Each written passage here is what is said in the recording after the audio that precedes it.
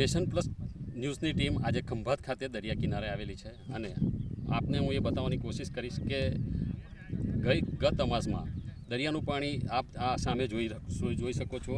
અત્યારે 30 ફૂટ નીચે પાણી ઉતરી ગયું છે. ભરતીના દિવસે 30 ફૂટ ઉપર પાણી આવી ગયું, 30થી 40 ફૂટ ઊંચું પાણી આવી ગયું, જેના કારણે અમે જે જગ્યાએ ઊભા છીએ એ ભેખડો તે વખતે તૂટીને દરિયામાં અંદર જતી હતી. અને હું તમને આ બતાવવાની કોશિશ કરું કે જો હવે આ તૂટવાની તૈયારીમાં હતી, પણ તે વખતે એ બચી ગઈ છે. હવે બીજી વખતની જ્યારે હવે ભરતી આવશે ત્યારે આ ભેખડ રહેશે કે કેમ એ બીજી વખત જ્યારે આપણે આવીશું ત્યારે ખબર પડશે. પણ હાલમાં હું આપને એટલું બતાવી શકું કે 40 ફૂટ પાણી ઉપર આવી ગયેલા અને એના કારણે થઈને દરિયો હવે ખંભાતની તરફ આગળ વધી રહ્યો છે.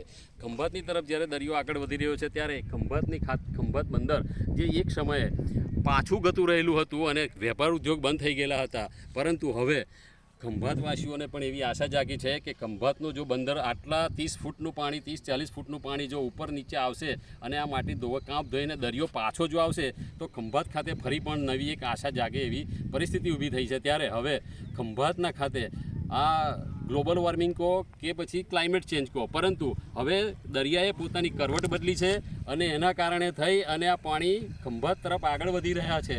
એટલે ખંભાત માટે આ એક સારા સમાચાર પણ છે.